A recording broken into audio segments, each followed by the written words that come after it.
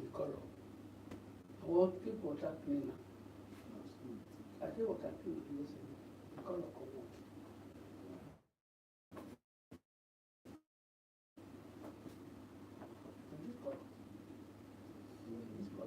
I don't know what they did it. They get what you want to take better. The color, Abi.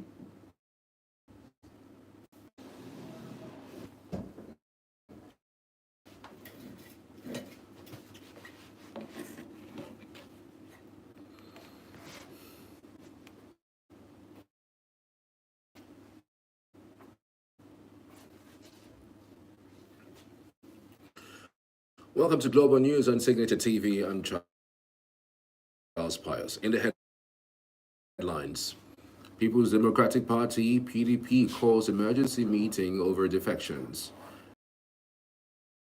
Registrars over misconduct.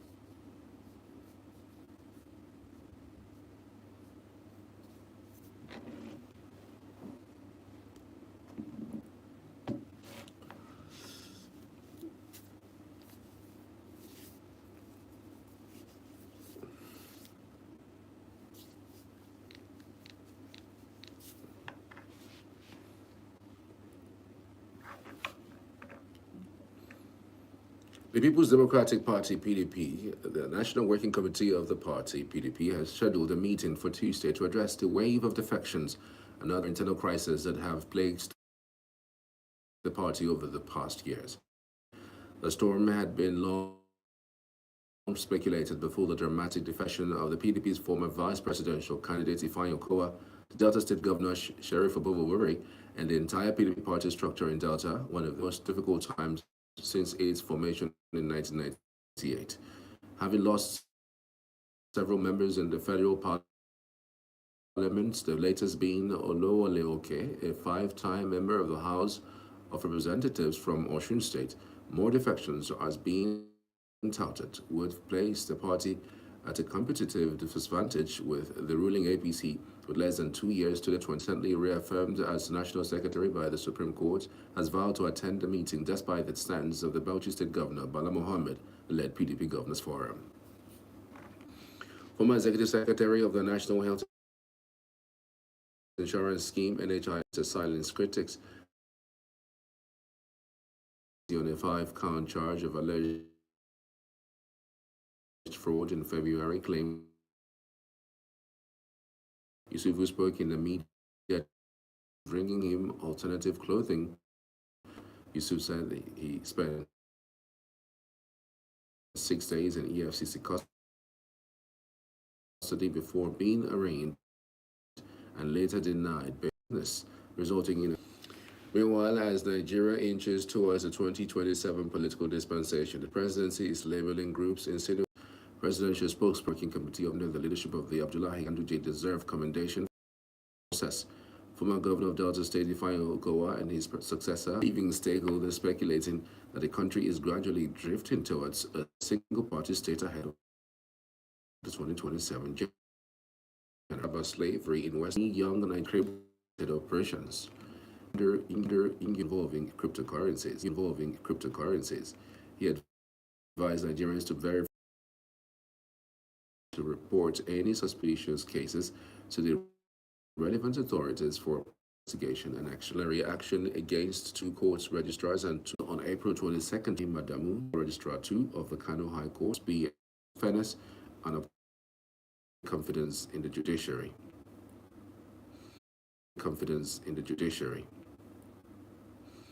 A university legislative who spoke with Newsman just suggested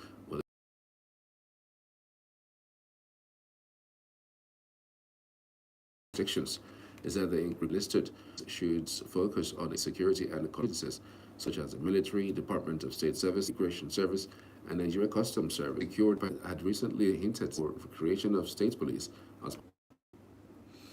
Up ahead, Nigerian Air Force gets first serving professor of aerospace engineering community. Do stay with us.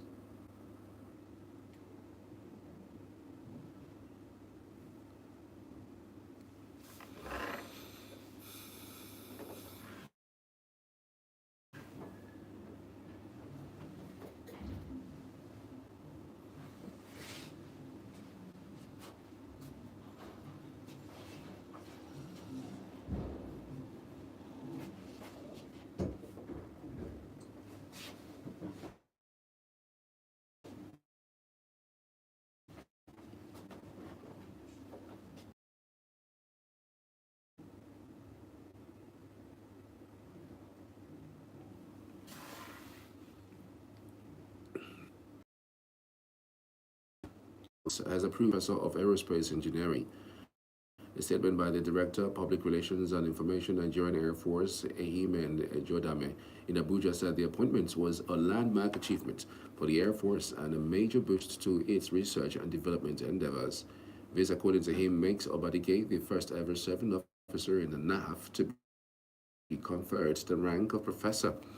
Ejodame also announced the appointment of retired Air Vice Marshal Paul Jemitola as a professor of aerospace engineering, describing the conferment as a testament to the vision of the Chief of Air Staff, Air Marshal Hassan Abubakar, to prioritize technological advancement through education, capacity building, and research and development. Nigeria has been chosen to host the third edition of the Forum of African Defense and War Colleges Commandants, DOC 2026. This was contained in a statement released to newsmen by the Public Relations Ahmed Tukur in Abuja. Tukur said the 2025 edition with the theme Artificial Intelligence and Defense was attended by commandants of defense and war colleges from 14 African nations. Tukur said the announcement was a sequel to the unanimous votes by member countries in attendance, and the hosting rights makes Nigeria to become the second host and first Anglophone country to play host to the forum. Over 50 communities across 25 council wards, 5 local government areas in Benue State have been displaced by armed herdsmen. The Benue State Emergency Management Agency, SEMA, reveals that the worst hit area is where West Local Government Area, while all 15 council wards shows that at least 2 Balaga from their homes are currently taking refuge in 13 official internally displaced persons IDP camps to the 48 season approaches. Eja commended the relatives' peace currently enjoyed in the area, but stressed that ensuring uninterrupted farming activity hotel used as cover for distributing 598 bags of the 3 suspects Ezeayitu, Ofuku, Samuel, and Emmanuel Ame were arrested and beyond the maximum insured limit using proceeds from asset sales and debt recovery on bank and outstanding account and automatically credit the insured amount and use existing records from insured payments to disburse the first tranche of liquidation dividends to ensure a seamless process. Asai wins men's race.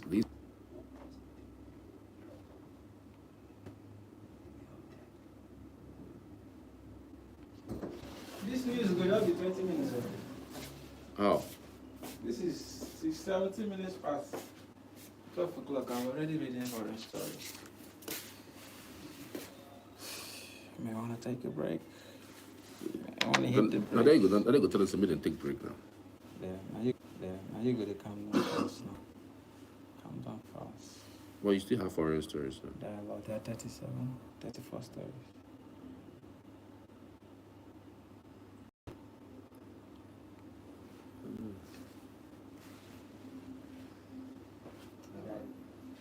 dress like my secondary school uniform. How old was Johnny?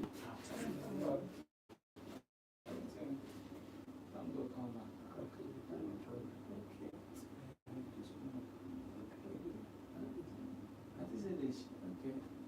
Did they change the light now?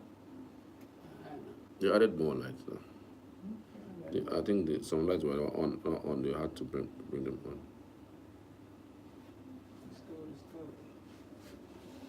I will launch this kind. What? These are good. Huh? Okay. Leave Pepsi, nothing.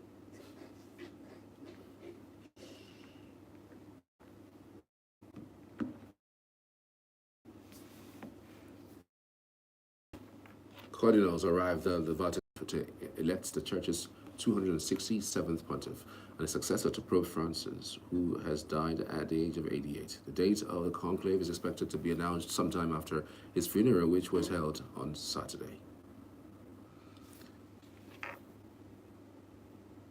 Cardinals aged 80 or over cannot take part in the conclave, but can join the daily closed-door sessions organized ahead of the elections, called General Congregations, where the senior prelates discuss issues facing the Church. The person chosen as Pope does not have to be one of the cardinal electors, but in practice now always is. The cardinal elections or electors come from 71 countries against just 48 in 2013, when Pope Francis had 17 cardinals against 10 from the United States and 7 from Brazil. In all, there are 53 cardinal electors from Europe, 23 from Asia, 18 from Africa, 17 from South America, 16 from North America, 4 from Central America, and 4 from Oceania. Dozens of cardinals on Sunday afternoon journeyed across Rome to visit the Basilica of Saint Mary Major, where Pope Francis chose to be buried in a break from tradition. No pope had been laid to rest outside the Vatican in more than a century, but Francis opted instead for burial in Santa Maria Maggiore, Saint Mary Major, located in the Italian capital's most multicultural neighborhood. Upon arrival at the Basilica, the cardinals walked through the Holy Door, which was opened at the start of the year to mark the start of the Jubilee year 2025, and took turns to pray at the Pope's tomb. Following Francis' funeral ceremonies, attention now switches to who might succeed him. The secretive conclave is unlikely to begin before May 6th and might not start for several days after that, giving cardinals time to hold regular meetings beforehand to sum each other up and assess the state of the Church, beset by financial problems and ideological divisions. The U.S. National Security Advisor Mike Waltz has said that President Donald Trump intends to use both carrot and stick to push forward negotiations between Russia and Ukraine. Waltz made the comments after Trump rebuked Russian President Vladimir Putin over recent attacks on Ukraine.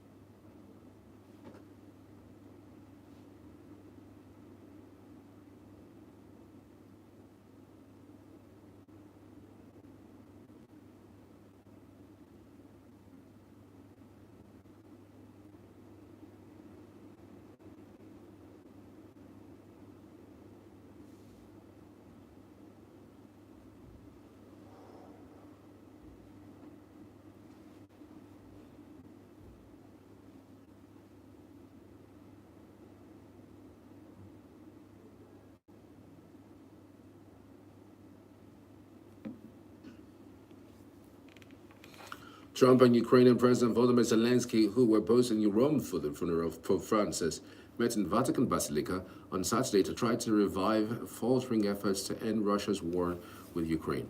The meeting was the first between the two leaders since an angry encounter in the Oval Office in Washington in February, and comes at a critical time in negotiations aimed at bringing an end to the conflict. Greenland and Denmark have agreed to strengthen their ties in response to U.S. President Donald Trump's interest in taking control of the strategically located Arctic island. Greenland's new Prime Minister, Jens Frederik Nielsen, landed in the Danish capital on Saturday for a 3-day visit in a display of unity between the mineral-rich islands, a semi-autonomous Danish territory, and Denmark. Nielsen's visit follows months of tension over Trump's repeated declarations that Greenland should become part of the United States. The leaders of Denmark and Greenland have said only Greenlanders can decide the territory's future. Frederiksen said Denmark was ready to invest more in Greenland and to support Greenland financially as it takes over more responsibility of domestic affairs from Copenhagen as part of what she called a modernization of their relationship. Denmark has called for increased Arctic defense collaboration with the United States, and both Nielsen and Frederiksen said they were committed to strengthening defense in the region.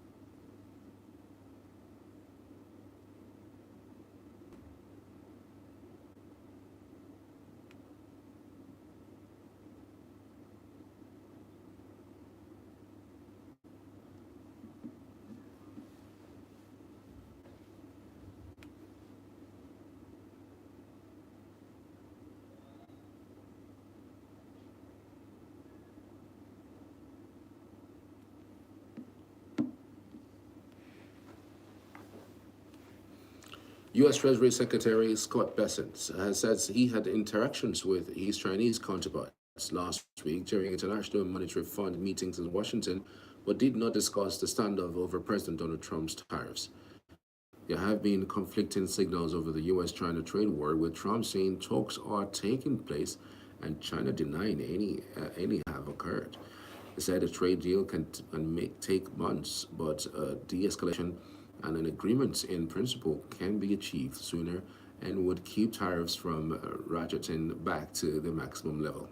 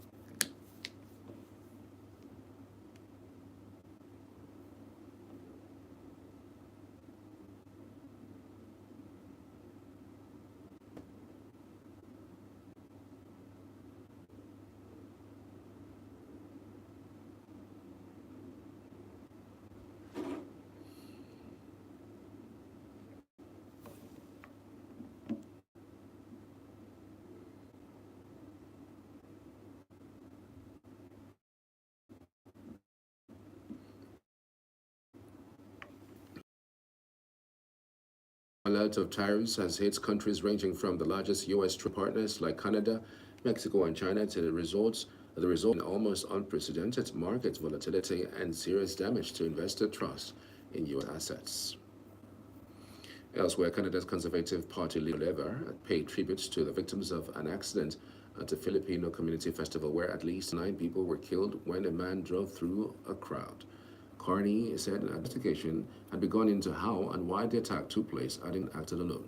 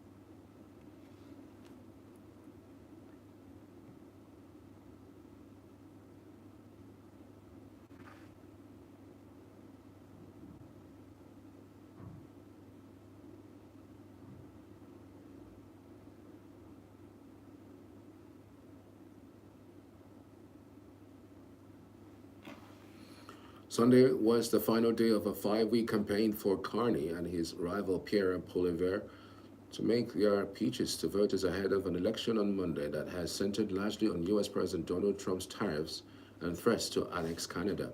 It was unknown if the mass casualty event in Vancouver would have any impacts on the elections. Also, British Columbia Premier David Eby paid tribute to the victims of a car-ramming attack at a Filipino community festival. The identities of the victims have not yet been released. More than 100 police officers joined the investigation as local officials worked with provincial and federal authorities to provide support services. Police warned that the death toll could rise in coming days and weeks. Eby said the attack would not stop residents in Vancouver from gathering together to celebrate events, but vows to work with police to ensure enhanced safety measures in the future.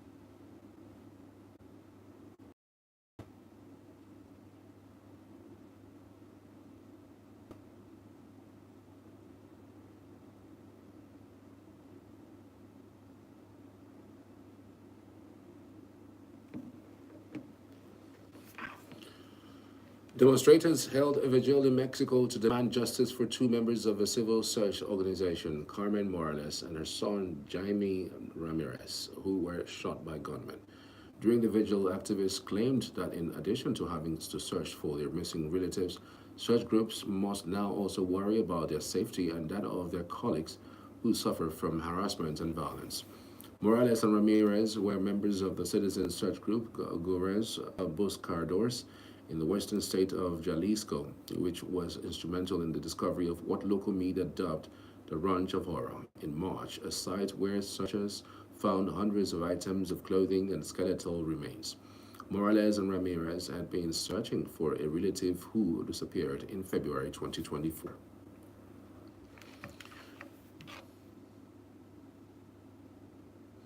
The Indian Navy posted a video on X for showing anti-ship missiles being tested. The military tests come in the wake of an attack on tourists in Kashmir that left 26 dead and which New Delhi blames on Islamabad.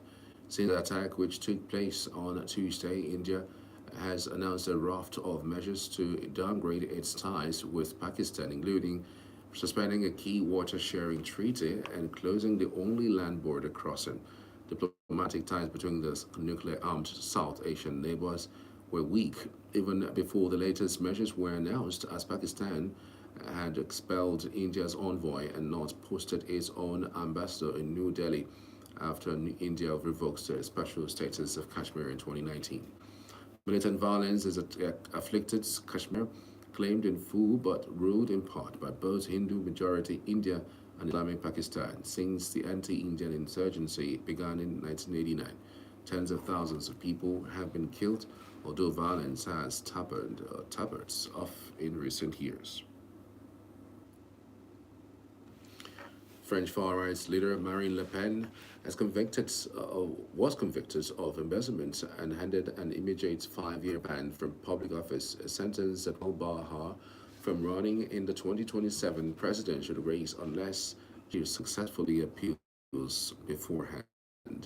The ruling marks a catastrophic setback for Le Pen, the National Rally, RN party chief and a front-runner in opinion polls on the 2027 contest, and clears the way for the party president Jordan Bardella to becoming the far-right presidential candidate. Bardella, who grew up in a social housing block in the impoverished outskirts of Paris, has risen quickly through the party ranks. In 2019, he led its campaign for European elections when it took the top spot just ahead of Macron's centrist party. In 2022, Bardella won nearly 85% of the party members' votes and became the new president of the National Rally, leading the figure party Marine Le Pen in the post. Bardella, always smartly turned out in suit and tie, has embraced Le Pen's strategy of seeking these voters at the party founded by her father, Jean-Marie, who was convicted several times for indictment to racial hatred, has moved towards the conservative mainstream and is now fit to govern. A team of about 30 experts from China is currently in Myanmar to assess the aftermath of the 7.9 magnitude earthquake that struck the country last month. The team, including professionals from China Earthquake Administration (CEA), Tongji University, and Harbin Institute of Technology, was dispatched at the request of the Myanmar government on Thursday. The aftermath assessment will provide a scientific basis for post-disaster reconstruction, disaster prevention, and mitigation, according to the CEA. So far, the administration said the team has completed the disaster investigation and assessment tasks in Yangon, Bago, and Nay Pyi Taw. It has assessed the intensity and extent of the earthquake in the areas and put forward emergency response and repair suggestions for damaged houses. At the Children's Hospital in Myanmar's capital, Nay Pyi Taw, situated approximately 260 kilometers from the epicenter, experts found that the earthquake fault line ran beneath one of the buildings. This resulted in severe tilting and fracturing of the pillars, with the ground displaying significant cracks, causing extensive structural damage to the building. Meanwhile, in Sagaing, the expert group observed a large number of collapsed brick walls, with some low-rise buildings showing significant deformation and tilting. These buildings have been severely damaged and are no longer inhabitable. As of April 26, the earthquake has claimed 3,769 lives and injured 5,106 people, with 107 others remaining unaccounted for, according to Myanmar's official data. Russian investigators have filed terrorism charges against a Ukrainian citizen suspected of killing a senior Russian military officer near Moscow, Interfax news agency reported on Sunday. The Kremlin has blamed Kyiv for Friday's car bomb that killed 59-year-old Yaroslav Moskalik, the latest in a series of Russian military officers and pro-war figures to be assassinated since the start of the war in Ukraine. Interfax, citing Russia's investigative committee, said the suspect, Ignat Kuzin, had pleaded guilty to killing Moskalik and had said he was recruited by Ukraine's security services. The investigative committee said Russian authorities were trying to identify others who might have been involved in the killing of Moskalik. Russian war bloggers described Moskalik as a rising star.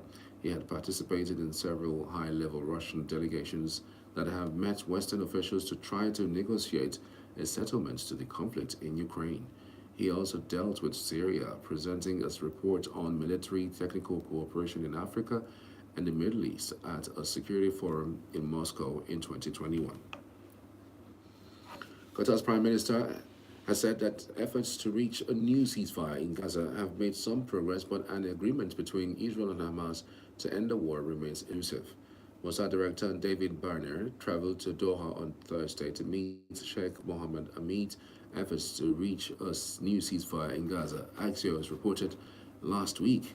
Sheikh Mohammed didn't say which elements of the ceasefire talks had progressed in recent days, but said Hamas and Israel remains at odds over the ultimate goal of negotiations.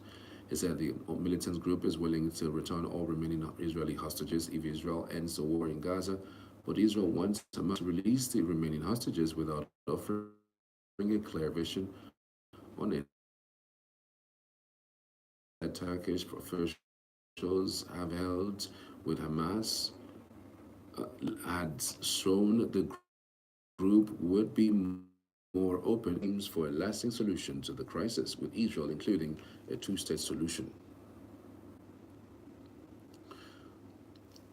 Thousands of Pakistanis gathered at Lahore's Minar-e-Pakistan in Iqbal Park on Sunday in a show of solidarity with Palestinians as the war in Gaza continues. The rallying was organized by the Pakistanis' main religious political party, the Jamiat Ulema-e-Islam, at the invitation of which Jamaat-e-Islami and other religious political parties joined. The events drew large crowds waving Palestinian flags and chanting slogans against Israeli aggression. The parties announced the formation of a new alliance to coordinate a nationwide protest and boycott campaigns against Israeli products. The Gaza war started after Hamas' October 7, 2023 attack, which killed 1,200 people and saw 251 hostages taken to Gaza, according to Israeli tallies. Since then, Israel's offensive on the enclave killed more than 51,400, according to local Palestinian health officials. Despite renewed calls for a ceasefire, much of Gaza lies in ruins, with most of its population displaced.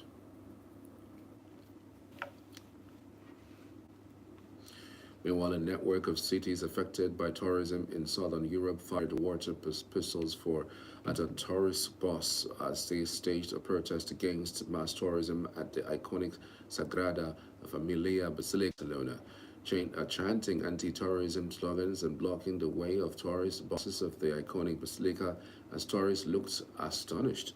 Protesters said they were tired of tourism being at the top of priorities in the country's economic model and that mass tourism will ruin traditional neighborhoods.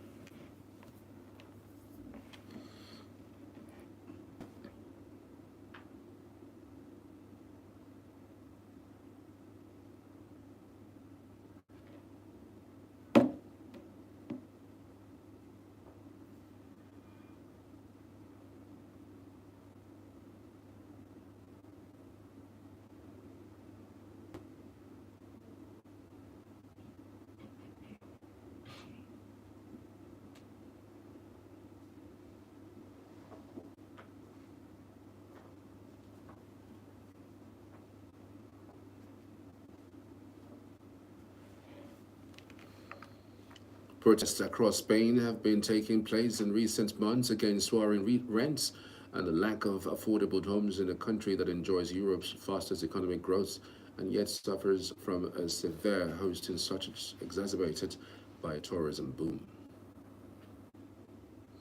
After years of displacements, 76 Syrian families gathered on Sunday at the Al-Hol camp in Syria's Al-Hazaka province in preparation to return home in Deir el-Zor.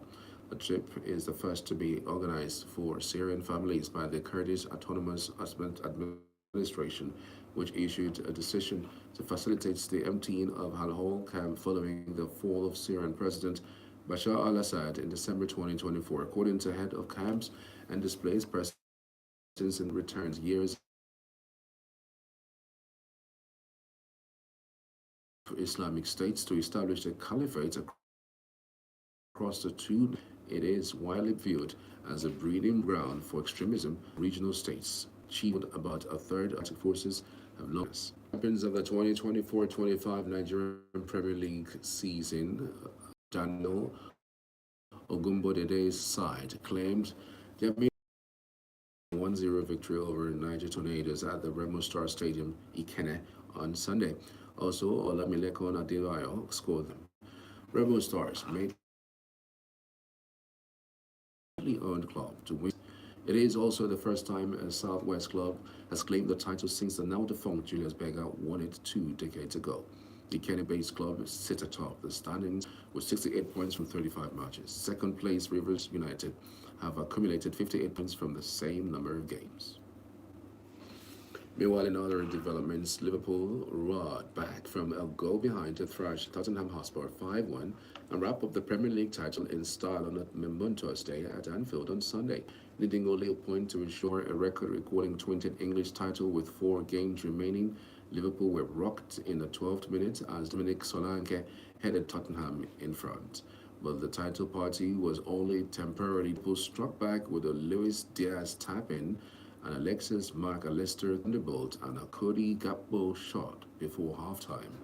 The one-sided second half saw Mohamed Salah end the 6-match scoring drought by firing a low shot past Guillermo Valcario in the 63rd minute, celebrating his 28th league goal of an outstanding season by snapping a selfie with a fan. Tottenham's Destiny Udogie then bundled in an own goal to complete a miserable afternoon for the visitors, who have lost 19 Premier League games this season. Moments after the final whistle sounded to confirm Liverpool as Premier League champions in a remarkable debut season for manager Arne Slot, the Dutchman paid tribute to the man who helped pave the way for his success at the Merseyside club. Slot's post-match salute to the delirious Liverpool fans at Anfield involved leading them in a song about the club's beloved former manager Jurgen Klopp. Klopp, who won 7 major trophies in his 9 years on Merseyside, had encouraged the Anfield faithful to sing the same song set to the tune of Austrian band Opus's Life is Life. Slot becomes the 5th manager to win a Premier League title in his first season in England and the first Dutch boss to win one. The enormity of the accomplishments, he said, might take a while to sink in.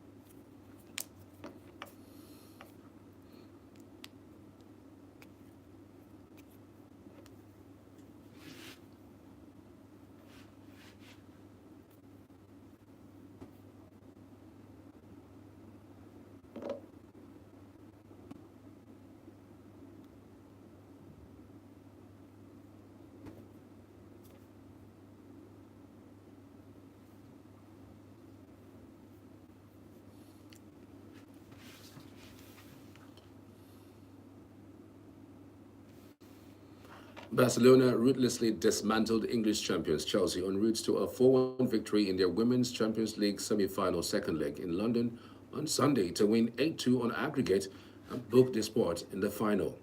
Having cruised to a 4-1 win in the first leg a week ago, holders Barcelona could have been forgiven for taking their foot off the gas, but they tore into their host in the first half, netting 3 goals to put the tie beyond doubt by the break. Barcelona took the lead on the day with an outstanding solo goal from Aitana Bonmati, who evaded a challenge from Niamh Charles and steamed through the Chelsea half before lashing the ball into the top corner past a helpless Hannah Hampton. Chelsea's fate was effectively sealed when Ewa Pajo made it 2 in the 41st minute as she stole in front of Millie Bright to fire home. Claudia Pina topped that with a sensational curled effort from the edge of the box for her 10th goal in this season's Champions League. Barcelona will find out who they will face in the final in Lisbon on May 24th later on Sunday when Olympic Lyonnais take on Arsenal at home with a 2-1 lead from the first leg.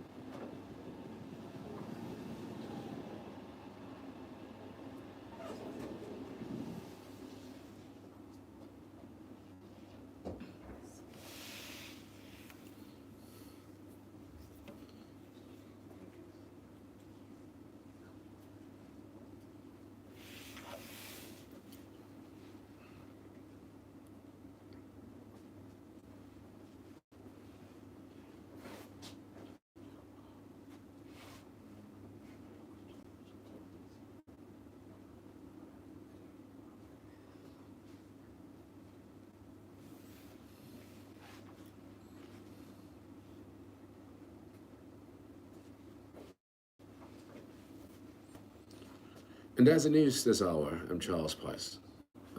Up next is the E-Vibes with Queen Atwokunta.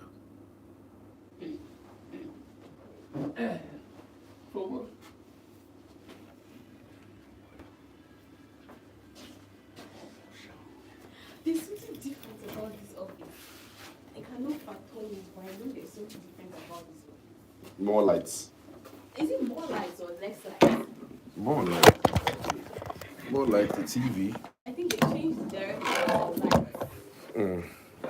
Director of flight. Hi everyone, how you doing?